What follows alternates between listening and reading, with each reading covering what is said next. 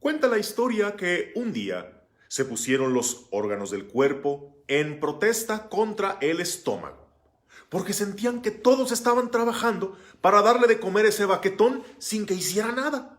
De modo que un buen día las piernas renunciaron a caminar por salir a buscar el alimento, las manos dejaron ya de llevárselo a la boca, los dientes se pusieron en huelga de masticarlos y la garganta de tragarlos. A ver si así el estómago se despabilaba y ya por fin se ponía a hacer algo. Pero al paso de poco tiempo, todos los miembros del cuerpo empezaron a sentirse débiles, enfermos y casi al borde de la muerte. Fue entonces que recapacitaron y cayeron en la cuenta de que en realidad no estaban trabajando para el estómago, sino que al hacer su función estaban trabajando para el bien de todos. Y esta fábula complementa lo que hemos visto en la segunda lectura de la misa de hoy, en la que San Pablo en la primera carta a los Corintios capítulo 12 nos da la mejor descripción de lo que es la iglesia. La iglesia, ¿tú cómo te la imaginas? ¿Con qué la compararías? ¿Con una estructura piramidal, con sus jerarquías en la cúpula y abajo todos los demás? No, la iglesia no es eso. La iglesia es un cuerpo, un organismo que funciona en armonía, con una cabeza y con miembros que unos hacen más cosas que otros. Sin embargo, todos son importantes y lo que hace uno incide en todos los demás. Con eso es con lo que mejor podemos comparar a la iglesia, porque en la iglesia no como suelen decir, hay niveles. En la iglesia hay carismas que Dios a cada uno nos da para dar fruto allí donde nos ha plantado. Hoy es un buen día y una buena reflexión para descubrir cuál es nuestro lugar en ese cuerpo, cuáles son las funciones que tenemos y, por supuesto, el cumplirlas o no afecta de alguna forma al resto del cuerpo. Jesús, que es nuestra cabeza, Él nos dice el Evangelio de hoy que tenía muy claras cuáles eran sus funciones como Salvador. Hoy es el Evangelio en el cual se presenta en la sinagoga de Nazaret, leyendo ese fragmento del profeta Isaías que lo describe en 5 puntos. ¿A qué ha venido Jesús? ¿Cuáles son sus tareas, sus funciones?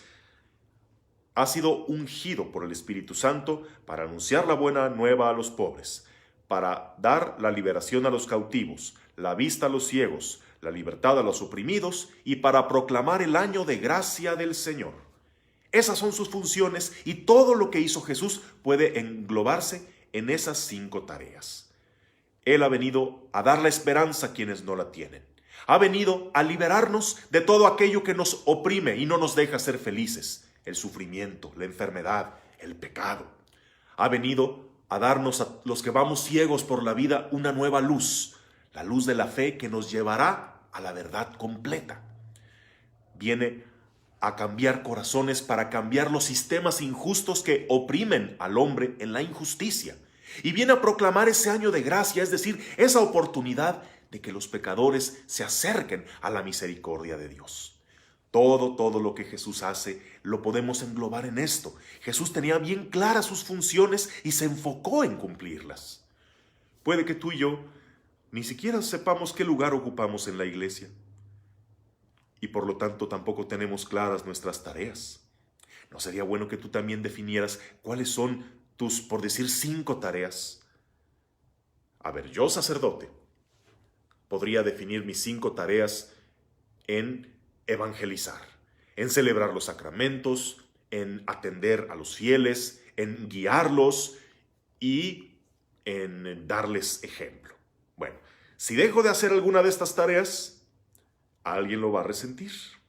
Si yo dejo de celebrar los sacramentos, lo van a resentir. Si dejo de evangelizar, algo está haciendo falta. Si dejo de atender, pues van a buscar en otra parte, ¿verdad? A ver, y tú, por ejemplo, como padre de familia, ¿cuáles serán tus 5 tareas?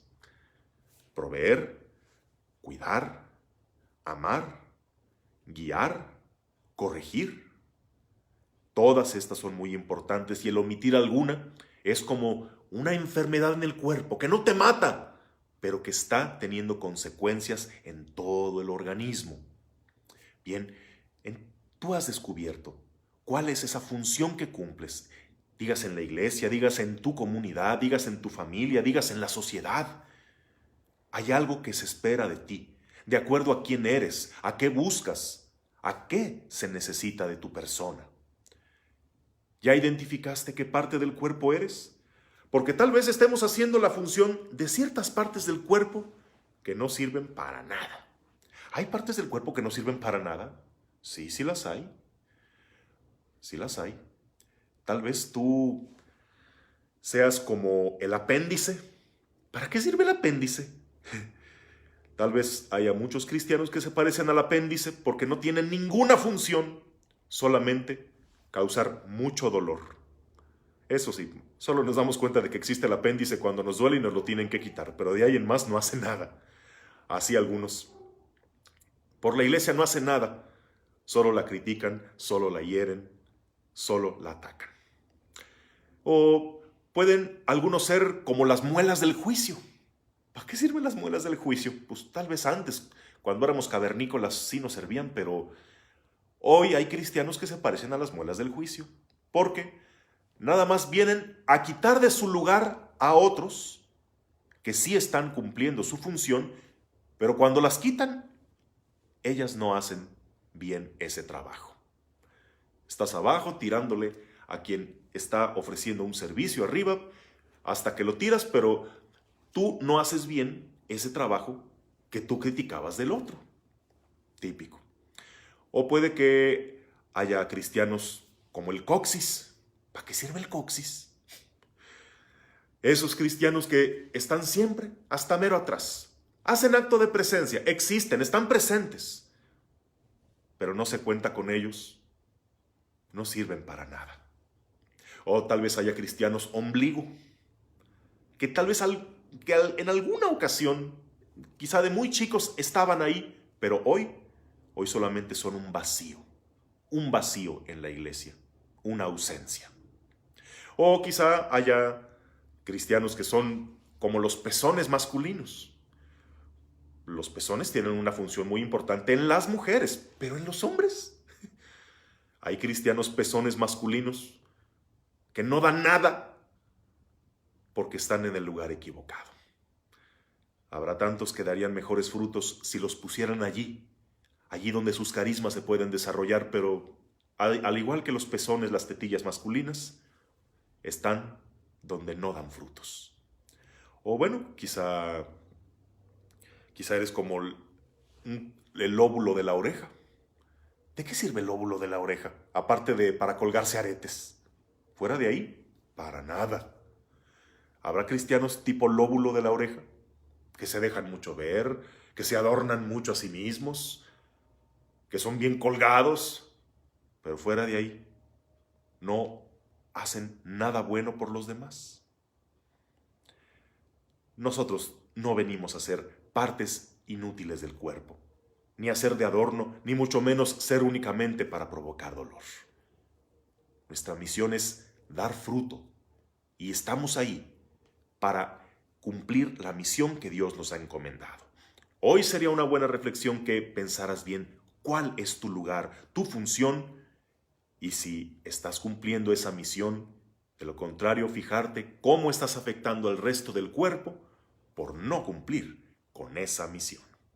Que esto nos quede hoy de tarea y que junto con nuestra reflexión tengamos una bonita convivencia familiar hoy y un bendecido domingo en el nombre del Padre, del Hijo y del Espíritu Santo. Amén.